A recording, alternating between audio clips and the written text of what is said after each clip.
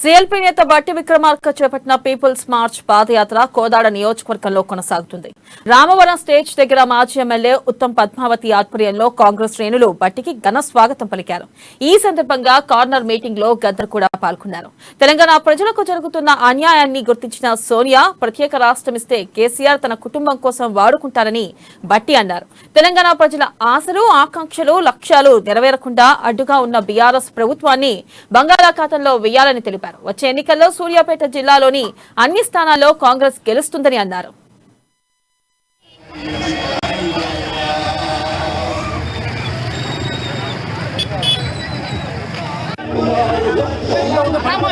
పాదయాత్ర peoples March అంటే అహంకారపూరితంగా అధికారాన్ని తలెత్తుకొని కొట్లాడి తెచ్చుకున్న తెలంగాణ రాష్ట్ర సంపదనంతా కూడా దోపిడీ చేస్తున్నటువంటి ఈ ప్రభుత్వ పెద్దలకు వ్యతిరేకంగా ఆదిలాబాద్ నుంచి బయలుదేరినటువంటి ప్రజల పాదయాత్రే పీపుల్స్ మార్చ్.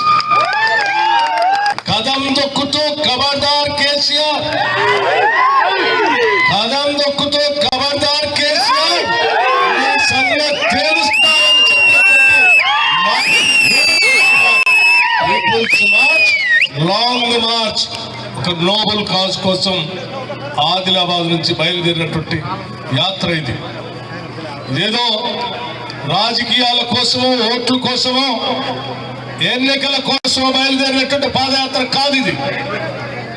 దశాబ్దాలుగా తెలంగాణ రాష్ట్ర ప్రజానికం తెలంగాణని కోరుకొని త్యాగాలు చేస్తే ఆ త్యాగాలను గుర్తించి ఇక్కడ ఉన్నటువంటి రాష్ట్ర కాంగ్రెస్ నాయకత్వం, మన అధినాయకురాలు సోనియా గాంధీ గారు ఈ తెలంగాణ ప్రజల జీవితాల్లో వెలుగు నిండాలని వారి ఆశలు, ఆకాంక్షలు, నిధులు, నీళ్లు, నియామకాలు, ఆత్మగౌరవంతో కూడినటువంటి తెలంగాణ సమాజం ఏర్పడాలని తెలంగాణ